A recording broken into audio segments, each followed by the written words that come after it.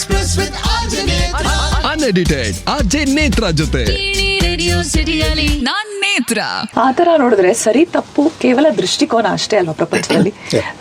ಎಲ್ಲ ನಾವು ಬೆಳೆದು ಬಂದಂತಹ ರೀತಿ ನಮ್ಮ ಬ್ಯಾಕ್ ಗ್ರೌಂಡ್ ಏನಿದೆ, ನಮಗೆ ಏನು ಹೇಳಿ ಬೆಳೆಸಿ ಕಲ್ಸಿದ್ದಾರೆ, ಅದ್ರ ಪ್ರಕಾರ ನಾವು ನಮ್ಮ ಸರಿ ತಪ್ಪುಗಳನ್ನ ನಾವು ಫಾರ್ಮ್ ಮಾಡ್ತಾ ಹೋಗ್ತೀವಿ.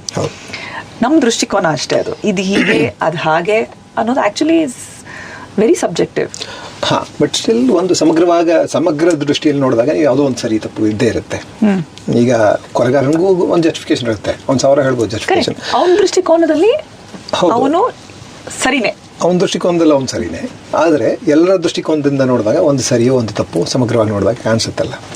ಗಾಡ್ಸ್ ಪಾಯಿಂಟ್ ಆಫ್ ವ್ಯೂ ಅಂತ ಹೇಳ್ತಾರಲ್ಲ, ಹಾಗೆ ಸಮಗ್ರ ದೃಷ್ಟಿ ಮುಖ್ಯ ಆಗುತ್ತೆ ಇಲ್ಲಿ. ಡೆಫಿನೆಟ್ಲಿ ಪರ್ಸ್ಪೆಕ್ಟಿವ್ಸ್ ಬೇರೆ ಬೇರೆ ಇರ್ತವೆ. ಪರ್ಸ್ಪೆಕ್ಟಿವ್ ಎಲ್ಲರೂ ಇಟ್ಕೋಬೋದು, ಎಲ್ರಿಗೂ ಹಕ್ಕಿದೆ ಪರ್ಸ್ಪೆಕ್ಟಿವ್ ಇಟ್ಕೊಳ್ಳುವಂಥದ್ದು. ನ್ಯಾಯ ಅನ್ನೋದು ಆ್ಯಕ್ಚುಲ್ ಆಗಿ ಇದೆಲ್ಲವನ್ನೂ ಪರಿಗಣಿಸಿ ಒಂದು ಸರಿಯ ತಪ್ಪನ್ನು ಹೇಳಬೇಕಲ್ಲ. ಅದು ಹೇಳಿದ್ರೆ ಸಮಾಜದ ನೀವು ಒಬ್ಬೊಬ್ರು ನನ್ನ ದಾರಿಲಿ ಹೋಗ್ತಾರೆ, ಎಲ್ಲ ನಾನು ಮಾಡಿ ಸರಿ ಅಂತಾನೆ ಹೇಳ್ತಾರೆ. ಲಾ ಅದಕ್ಕೋಸ್ಕರ ಇರೋದು. ಬಟ್ ಸಮ್ಟೈಮ್ಸ್ ಈ ರೀತಿಯಾದ ಕಥೆಗಳು ಕೇಳಿದಾಗ ನಿಜವಾಗ್ಲೂ ಒಂದ್ಸಲ ಕನ್ಫ್ಯೂಸ್ ಆಗ್ಬಿಡುತ್ತೆ. ಹೇಗೆ ನಾನು ಹೇಗೆ ಡಿಸೈಡ್ ಮಾಡ್ಲಿ ಯಾರು ಸರಿ ಯಾರು ತಪ್ಪು? From their individual point of view ಇಂದ ಪ್ರತಿಯೊಬ್ರು ಕೂಡ ಸರಿನೇ. ಯಾರೋ ಒಂದ್ ಕಡೆ ವಂಚಿತರಾಗಿರ್ತಾರೆ, ತಮಗ್ ತಾವು ನ್ಯಾಯ ದೊರಕಿಸ್ಕೊಳ್ಳೋದಕ್ಕೆ ಒಂದು ಪ್ರಯತ್ನ ಮಾಡಿರ್ತಾರೆ. ಆ ರೀತಿ ಸಮಾಜ ಅಂತ ಮಾಡ್ಕೊಂಡಾಗ ನಾವು ಒಂದು ನ್ಯಾಯ ಅಂತ ಮಾಡ್ಕೊಂಡಿದೀವಿ. ಇದನ್ನೇ ನಾವು ಜಂಗಲ್ ರೂಲ್ ಅಂತ ಹೇಳಕ್ ಹೋದ್ರೆ ದಟ್ ಬಿಕಮ್ಸ್ ಜಂಗಲ್ ರೂಲ್ ತಪ್ಪು ಅಂತ ನಾವು ಕಾಡಿನಲ್ಲಿ ಹೇಳಕ್ಕಾಗಲ್ಲ. ಯಾಕಂದ್ರೆ ಹುಲಿ ಜಿಂಕೆಯನ್ನು ಕೊಲ್ಲುತ್ತೆ, ಅದು ಸರಿಯಾದ ತಪ್ಪ? ನಿಜ, ಅದಕ್ಕೆ ಬರೀ ಆಹಾರದ ಅವಶ್ಯಕತೆ ನಿಜ ಅದು. ಬಟ್ ಸ್ಟಿಲ್ ಜಿಂಕೆ ಪಾಯಿಂಟ್ ಆಫ್ ವ್ಯೂ ಇಂದ ಹೆಂಗೆ ಅದು ಜೀವ ಕಳ್ಕೊಂತ ಇರುತ್ತೆ, ನಾವು ಅದನ್ನು ಸರಿ ಅಂತ ಹೆಂಗೆ ಸಾಧಿಸ್ಲಿಕ್ಕೆ ಸಾಧ್ಯ? ಸೊ ಒಂದು ಲೆವೆಲ್ಗೆ ಅಕ್ಸೆಪ್ಟೆನ್ಸ್ ಬಂದ್ಬಿಟ್ಟಿದೆ ಈಗ. ಓಕೆ, ಅದು ಕಾಡು, ಬೇರೆ ಏನೋ ಉದ್ದೇಶಗಳಿಗೋಸ್ಕರ ದ್ವೇಷಕ್ಕೋ ಅದಕ್ಕೋ ಇದಕ್ಕೋ ಅನವಶ್ಯಕವಾಗಿ ಕೊಲ್ತಾ ಇಲ್ಲ, ಅದು ಆಹಾರಕ್ಕೋಸ್ಕರ ಕೊಲ್ತಾ ಇದೆ. ಹಾಗೆ ನಾವು ಮಾಂಸಾಹಾರವನ್ನು ಜಸ್ಟಿಫೈ ಮಾಡ್ಕೋಬೇಕು, ಅಥವಾ ಸಸ್ಯಾಹಾರವನ್ನು ನೋಡೋದಕ್ಕೂ ಸಸ್ಯಕ್ಕೂ ಜೀವ ಇದೆ ಅದನ್ನು ಜಸ್ಟಿಫೈ ಮಾಡ್ಕೋಬೇಕು. ಸೊ ಇರೋದರಲ್ಲಿ ಒಂದು ಲೆವೆಲ್ಗೆ ನಮ್ಮ ಕಣ್ಣಿಗೆ ಕಾಣುವ ಹಾಗೆ ಅದೇ ನ್ಯಾಯ ಅನ್ಯಾಯವನ್ನು ಬೇರೆ ಬೇರೆ ತಕ್ಕಡಲ್ಲಿ ತೂಗಿ ಇದು ನ್ಯಾಯ ಅಂತ ಮಾಡ್ಕೊಂಡಿದ್ದೀವಿ ನಾವು.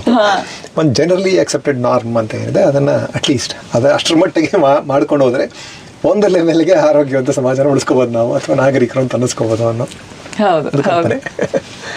So in terms of music, Azad ಅವರೇ, ಎನಿ ಸ್ಪೆಷಲ್ ಥಿಂಗ್ಸ್ ಏನಾದ್ರು ಹೊಸದಾಗಿ ಏನೋ ಟ್ರೈ ಮಾಡೋಕ್ಕೆ ಮಾಡಿದಿರಾ? Any stories that you have ಇದರ ಮ್ಯೂಸಿಕ್ನ ಟೈಮಿಂದು? So like as I said before, like Sagar has a very good knowledge on music genres.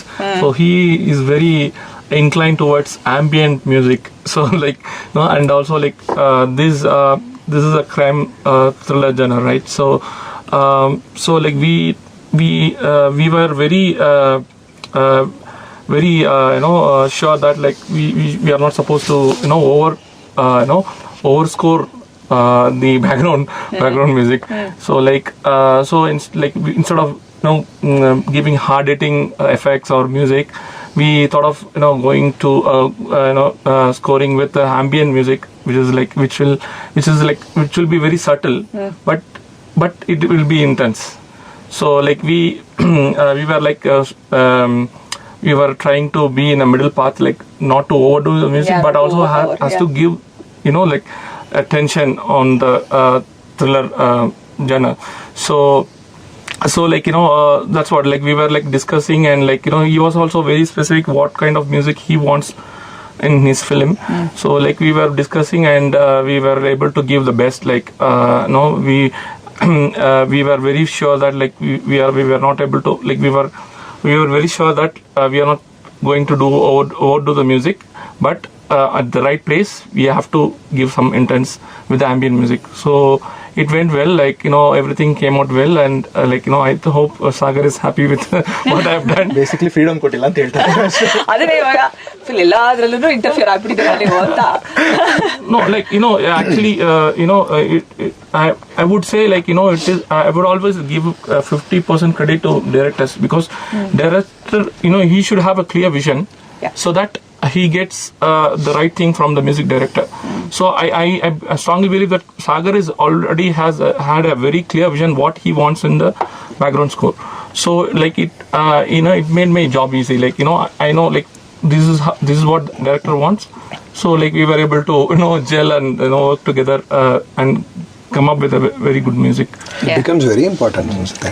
Because ಈಗ ನೀವು ನೋಡಿದ್ರೆ everybody is appreciating his I mean reviews ಅಲ್ಲೆಲ್ಲ ಚೆಕ್ ಮಾಡಿದ್ರೆ like ತುಂಬಾ sir ಹೇಳಿರ್ತಾರ music ಬಗ್ಗೆ ತುಂಬಾ ಮಾತಾಡ್ತಾ ಇದಾರೆ. ಆಮೇಲೆ ಇನ್ನೊಂದು ಏನು ಮೇನ್ ಏನಕ್ಕೆ ನಮ್ಗೆ ಅಂದ್ರೆ ಈ ಸ್ಪೆಸಿಫಿಕ್ ಆಗಿ ಈ ತರ ಬೇಕು ಅಂದಾಗ, ಈಗ ಫಾರ್ ಎಕ್ಸಾಂಪಲ್ ಸರ್ ತಗೊಂಡ್ರೆ, ಈಗ ಸರ್ ಆಕ್ಚುಲಿ ಈ ತರ ನ್ಯೂ ಕಮರ್ಸ್ ತುಂಬಾ ಆಪರ್ಚುನಿಟೀಸ್ ಅಂದ್ರೆ ನಮ್ಮಂತವ್ರಿಗೆ ನಾನು ಮುಂಚೆ ಯಾವ್ದು ದೊಡ್ಡ ಫಿಲಮ್ ಮಾಡಿಲ್ಲ, ಇದು ಫಸ್ಟ್ ಟೈಮ್ ಫಿಲಮ್. ಸರ್ ಹತ್ರ ಹೋಗಿ ಒಂದು ಕತೆ ಹೇಳ್ತೀನಿ, ಸರ್ ಒಪ್ಕೊಳ್ತಾರೆ ಅಂದ್ರೆ ಆ ನಂಬಿಕೆ ಉಳಿಸೋದು ನಮಗೂ ತುಂಬಾ ಮುಖ್ಯ ಆಗುತ್ತಲ್ಲ. ನಾವು ಸರ್ ಏನೋ ಒಂದು ರ್ಯಾಂಡಮ್ ಆಗಿ ಒಂದು ಮಾಡಿ ಮತ್ತೆ ಸರ್ ಮತ್ತೆ ನಮ್ಮ ತರ ಇನ್ನೊಬ್ರನ್ನ ನಂಬಿ ಮತ್ತೆ ಆಪರ್ಚುನಿಟಿ ಸರಿಗೆ ಕೊಡ್ಬೇಕು, ಸರ್ ಕೊಡ್ಬೇಕು. ಸರ್ ಅವಾಗ ನಾವು ಒಂದು ರೈಟ್ ಪ್ರಾಡಕ್ಟ್ ಕೊಡ್ಬೇಕು. ಅಂದ್ರೆ ಈ ಹಿಟ್ ಆಗೋದು ಬೇರೆ ತರ ಬೇರೆ, ಬಟ್ ಒಂದು ರೈಟ್ ಪ್ರಾಡಕ್ಟ್ ಒಂದು ರೈಟ್ ಅಟೆಂಪ್ಟ್ ಆಗ್ಬೇಕಾಗುತ್ತಲ್ಲ. ಸೊ ಹಾಗಾಗಿ ನಮಗೂ ತುಂಬಾ ಓಕೆ ಕರೆಕ್ಟ್ ಆಗಿ ಮಾಡ್ತಾ ಇದೀವ. ಮತ್ತೆ ಸರ್ಗೆ ನಾವು ಒಂದು ಸ್ಕ್ರೀನ್ ಮಾಡ್ಬೇಕಾದ್ರೂ ನಾವು ಅಷ್ಟೇ ಪ್ರಿಪೇರ್ಡ್ ಆಗಿರ್ತೀವಿ. ಬಿಕಾಸ್ ಓಕೆ ಸರ್ ಎಲ್ಲಾನು ಅಬ್ಸರ್ವ್ ಬೇಕಾದ್ರೆ ಸರ್ ಡೈರೆಕ್ಟ್ ಮಾಡ್ತಾರೆ, ಸರ್ ಆಕ್ಟ್ ಮಾಡ್ತಾರೆ, ಸರ್ ಐ ಮೀನ್ ಸರ್ ಬರೆಯೋ ಕನ್ನಡನೇ ನಮಗೆ ಒಂದ್ಸತಿ ಅರ್ಥ ಆಗಲ್ಲ, ಅಷ್ಟು ಶುದ್ಧವಾಗಿ ಬರೀತಾರೆ. ಸೊ ಎಲ್ಲಾ ವಿಷಯಗಳು ನಾವು ಅಷ್ಟು ಕೇರ್ಫುಲ್ ಆಗಿ ಮಾಡ್ಬೇಕಾಗುತ್ತಲ್ಲ. ಸೊ ಹಾಗಾಗಿ ಸ್ವಲ್ಪ ಎಕ್ಸ್ಟ್ರಾ ಕಾಷನ್ ಅಷ್ಟೇ. ಅಂದ್ರೆ ನಮ್ಮ ಟೀಮಲ್ಲಿ ಈಗ ಎಲ್ಲರೂ ಪರಿಚಯ ಇರೋರು, ಮ್ಯೂಸಿಕ್ ಒಬ್ರು ಬಿಟ್ರೆ ಇನ್ನೆಲ್ಲರೂ ನಮಗೆ ಪರಿಚಯ ಇರೋರು. ಅದು ಬಿಟ್ರೆ ಸರ್ ಒಬ್ರು ನಮ್ಮ ಟೀಮ್ ಒಳಗೆ ಬರ್ಬೇಕಾದ್ರೆ lot of responsibilities to do it right. Because ಈಗ ಥಿಯೇಟ್ರಿಗೆ ಹೋದಾಗ ಯಾರೋ ಒಂದು ಮಿಸ್ಟೇಕ್ ಹೇಳಿದ್ರು ನಮಗೆ ಈ ಮಿಸ್ಟೇಕ್ ಆ ಮಿಸ್ಟೇಕ್ ಅಂತ ಪಾಯಿಂಟ್ ಔಟ್ ಆಗುತ್ತಲ್ಲ. ಸೊ ಹಾಗಾಗಿ ವಿ ಮೇಡ್ ಲೈಕ್ ಈ ತರನೇ ಆಗ್ಬೇಕು ಆ ತರನೇ ಆಗ್ಬೇಕು ಅನ್ನೋದು. Stars Express with RJ Netra. Unedited RJ Netra ಜೊತೆ ರೇಡಿಯೋ ಸಿಟಿಯಲ್ಲಿ ನಾನ್ ನೇತ್ರ.